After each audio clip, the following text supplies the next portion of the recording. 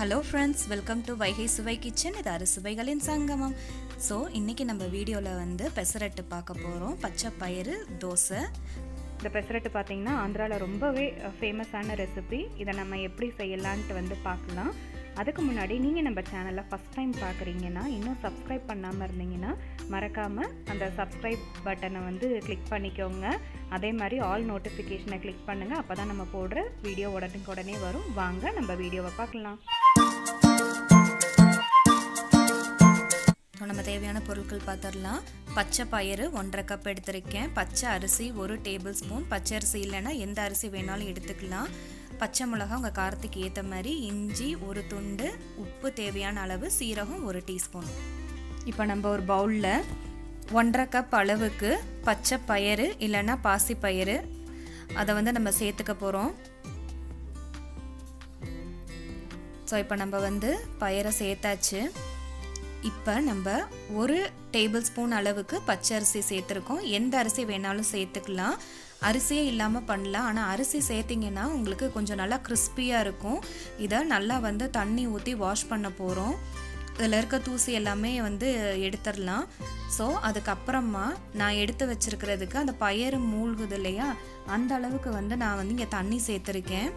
இதை வந்து பார்த்திங்கன்னா குறைஞ்சது 5 மணி நேரம் வந்து ஊற வைக்கணும். நீங்கள் ஓவர் நைட்டை ஊற வச்சாலும் ரொம்ப நல்லது. ஸோ இப்போ பார்த்திங்கன்னா நம்ம பயிரும் அரிசியும் நல்லா ஊறிடுச்சு. இதை மினிமம் ஒரு 5 மணி நேரம் வந்து நீங்கள் ஊற வச்சிங்கன்னா நல்லா வரும் தோசை. இப்போது நம்ம ஊறி இருக்கிற பச்சை பயிரை எடுத்து நம்ம மிக்ஸி ஜாரில் வந்து சேர்த்துக்கலாம்.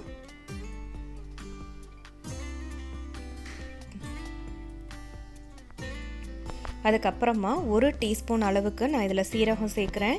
உங்கள் காரத்துக்கு ஏற்ற மாதிரி நீங்கள் பச்சை மிளகா சேர்த்துக்கோங்க. அதுக்கப்புறம் 1 துண்டு அளவுக்கு இஞ்சி சேர்த்துக்கிறேன். நீங்கள் இது கூடவே பெருங்காயம் சேர்க்குறதுனாலும் சேர்த்துக்கலாம். இதுக்கு தேவையான உப்பை சேர்த்து இதை கொஞ்சம் நல்லா பேஸ்ட்டாக அரைச்சி எடுத்துக்கலாம்.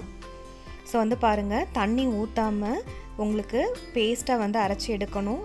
நீங்கள் தண்ணி வந்து 1 டேபிள் ஸ்பூன் அளவுக்கு ஊற்றிக்கோங்க போதும். இது வந்து பார்த்திங்கன்னா நம்ம இட்லி மாவு மாதிரி நல்லா திக்காக இருக்கணும். தண்ணி அரைச்சிங்கன்னா நம்ம தோசை வார்த்து எடுக்கும்போது வராது. ஸோ பாருங்கள் இப்போ எவ்வளோ திக்காக இருக்குதுன்னு சொல்லிட்டு இதை வந்து நான் இன்னும் கொஞ்சம் டைல்யூட் பண்ணிக்கிறேன். கொஞ்சமாக தண்ணி சேர்த்து நம்ம தோசை மாவு பதத்துக்கு நம்ம கரைச்சி எடுத்துக்கலாம். ஸோ கொஞ்சமாக தண்ணி சேர்த்தாச்சு. இதை வந்து நல்லா மிக்ஸ் பண்ணி விடுங்க. இந்த சமயத்தில் உங்களுக்கு வேணும்னா காரத்துக்கு வேணும்னா பச்சை மிளகாய் நீங்கள் நறுக்கி போட்டுக்கோங்க. உப்பு தேவையான அளவு செக் பண்ணிக்கோங்க.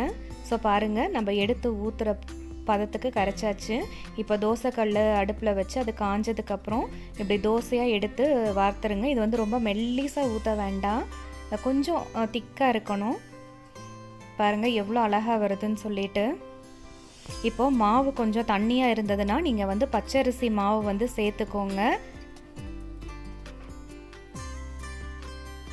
ஸோ இதுக்கப்புறம் வந்து நல்லா நல்லெண்ணெய் வந்து ஊற்றிக்கோங்க, இல்லைனா நெய் சேர்த்துக்கோங்க. ரொம்ப நல்லாயிருக்கும். இந்த ரெசிபி பார்த்திங்கன்னா ரொம்ப ஆரோக்கியமானது. இது குழந்தைங்க பெரியவங்க எல்லாருமே வந்து சாப்பிடலாம். ஸோ நம்ம அரிசி கார்போஹைட்ரேட் கம்மி பண்ணிவிட்டு அந்த மாதிரி நீங்கள் வந்து ப்ரோட்டீன்ஸை வந்து எடுத்துக்கலாம். இதை வந்து நீங்கள் தோசையாக செஞ்சு சாப்பிடும்போது ரொம்ப நல்லாயிருக்கும்.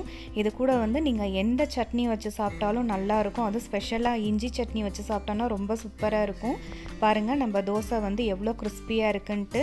இது பார்த்திங்கன்னா வெளியே நல்லா கிறிஸ்பியாகவும் உள்ளே நல்லா சாஃப்டாகவும் இருக்கும். இந்த பெசரட்டில் பார்த்தோன்னா அரிசி வந்து ஆப்ஷனல். நம்ம அரிசி சேர்க்காமல் வெறும் பச்சை பயிர்லேயே அரைச்சி வந்து சேர்த்துக்கலாம். ஆனால் அது கொஞ்சம் கிறிஸ்பினஸ் வந்து கம்மியாக இருக்கும். அதனால தான் வந்து அரிசி சேர்க்குறது. ஸோ வந்து பார்த்திங்கன்னா இது ரொம்ப சூப்பராக இருக்கும். இதில் நீங்கள் வந்து வெங்காயம் கூட பொடிசாக நறுக்கி அது மேலே அப்படியே ஊத்தாப்பத்துக்கு தூவுற மாதிரி போட்டாலும் ரொம்ப அருமையாக இருக்கும். நம்ம இதை ரெகுலராக செய்கிற தோசைக்கு பதிலாக நம்ம இதை மாதிரி செஞ்சு சாப்பிட்டோன்னா ரொம்ப ஹெல்த்தியாக இருக்கும். அதே மாதிரி ரொம்ப டயட் கான்சியஸாக இருக்கவங்க இதை வந்து ட்ரை பண்ணுங்கள். கண்டிப்பாக வெயிட் லாஸ் ஆகும். அதே மாதிரி டயாபெட்டிக் ஹைப்பர்டென்ஷன் இருக்கிறவங்க கூட எடுத்துக்கலாம். நம்ம வீக்லி வந்து 1 or 2 வந்து சாப்பிடலாம். இது வந்து காலையில் நைட்டு எந்த டைம் வேணாலும் வந்து சாப்பிட்றதுக்கு ரொம்ப ஈஸியாக இருக்கும். இதில் வந்து நம்ம கரெக்டாக பார்க்க வேண்டியது அதோட டெக்ஸ்சர் வந்து கரெக்டாக இருக்கும். தான் நம்ம தோசை வார்க்கிறதுக்கு ரொம்ப ஈஸியாக இருக்கும். இப்போ நம்ம பெசரட்டு ரெடி ஆயிடுச்சு. நான் இங்கே தக்காளி சட்னி வச்சுருக்கிறேன். ஸோ நீங்கள் இந்த ரெசிபியை செஞ்சு பார்த்துட்டு எப்படி இருக்குன்னு சொல்லுங்கள். நீங்கள் இன்னும் நம்ம சேனலை சப்ஸ்கிரைப் பண்ணலைன்னா மறக்காமல் சப்ஸ்கிரைப் பண்ணுங்கள், ஷேர் பண்ணுங்கள், கூடவே இருக்க பெல் நோட்டிஃபிகேஷனை கிளிக் பண்ணுங்கள். தேங்க்யூ ஃபார் வாட்சிங் வைகை சுவை, இது சுவைகளின் சங்கமம்.